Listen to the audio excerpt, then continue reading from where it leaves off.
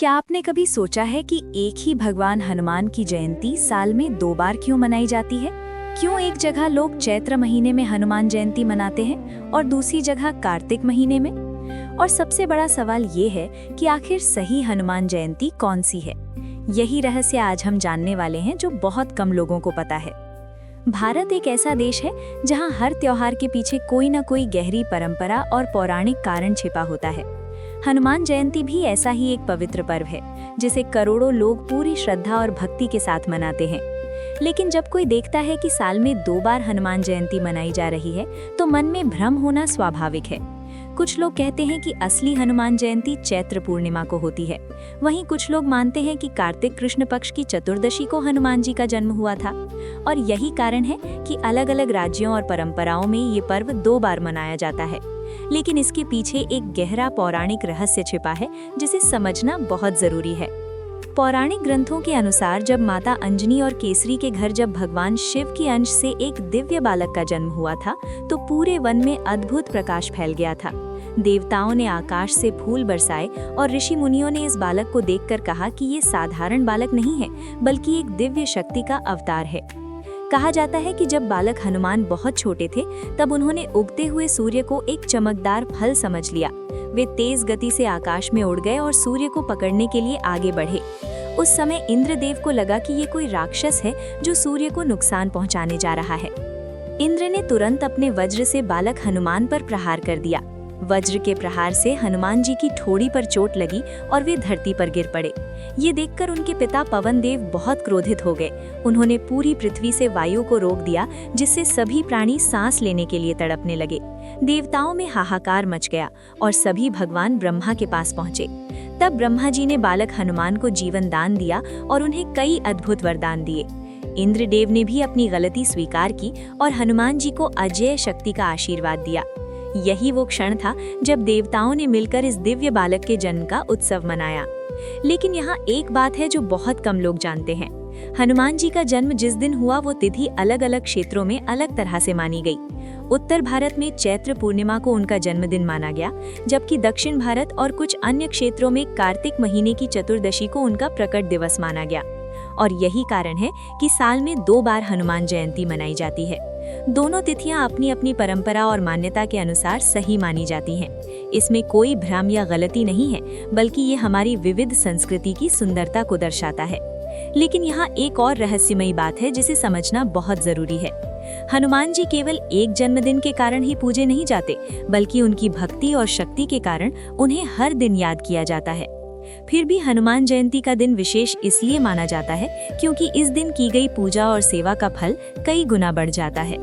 अब बात करते हैं कि हनुमान जयंती के दिन क्या करना चाहिए और क्या नहीं करना चाहिए, क्योंकि सही नियमों का पालन करने से ही पूजा का पूरा फल मिलता है।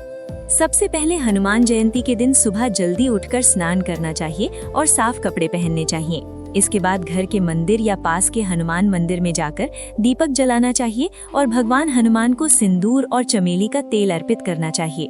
कहा जाता है कि हनुमान जी को सिंदूर बहुत प्रिय है।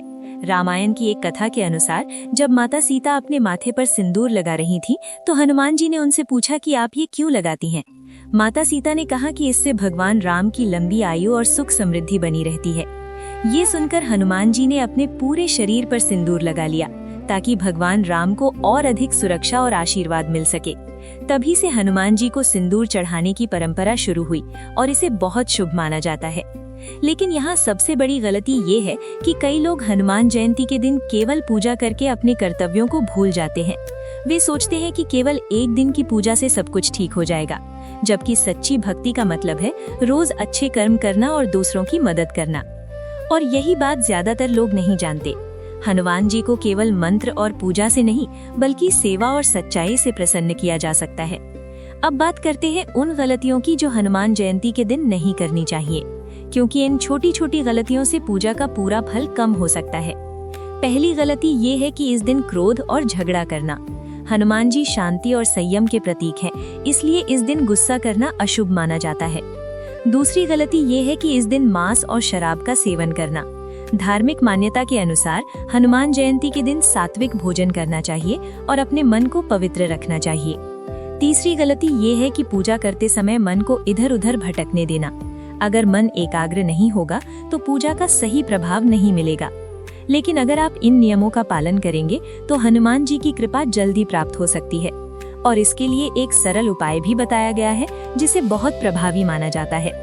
हनुमान जयंती के दिन शाम के समय हनुमान चालीसा का पाठ करना चाहिए।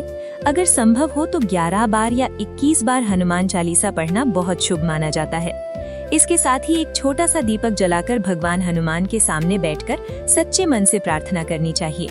कहा जाता है कि जो व्यक्ति सच्चे मन से हनुमान जी का नाम लेता है उसके जीवन से डर और बाधाएं धीरे धीरे दूर होने लगती हैं। ये कोई चमत्कार नहीं बल्कि विश्वास और सकारात्मक सोच की शक्ति है। लेकिन एक और बात है जो बहुत कम लोग समझते हैं। हनुमान जयंती केवल एक त्योहार नहीं है बल्कि ये हमें साहस, सेवा और निष्ठा का संदेश देती है। हनुमान जी ने अपने जीवन में कभी भी अहंकार नहीं किया, जबकि उनके पास असीम शक्ति थी। उन्होंने हमेशा भगवान राम की सेवा को सबसे बड़ा धर्म माना।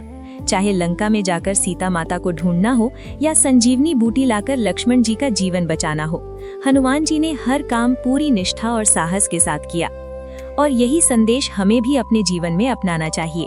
अगर हम अपने काम को ईमानदारी और समर्पण के साथ करेंगे तो सफलता अपने आप हमारे पास आएगी। अब अंत में सबसे महत्वपूर्ण बात, अगर आपके घर में कोई परेशानी चल रही है, मन में डर या चिंता है, तो हनुमान जयंती के दिन एक छोटा सा संकल्प जरूर लें। ये संकल्प हो सकता है कि आप किसी जरूरतमंद की मदद करेंगे या रोज कुछ मिनट भगवान का नाम लेंगे, क्योंकि सच्ची भक्ति वही है जो हमारे व्यवहार और कर्मों में दिखाई दे। और जब मन साफ और नियत अच्छी होती है तो भगवान की कृपा अपने आप मिलने लगती है। तो अब आपको समझ आ गया होगा कि हनुमान जयंती साल में 2 बार क्यों मनाई जाती है। ये कोई गलती या भ्रम नहीं है, बल्कि अलग अलग परंपराओं और मान्यताओं का सम्मान है। अगर आप इन बातों का ध्यान रखेंगे और सच्चे मन से भगवान हनुमान की भक्ति करेंगे तो बजरंग बली की कृपा हमेशा आपके और आपके परिवार पर बनी रहेगी।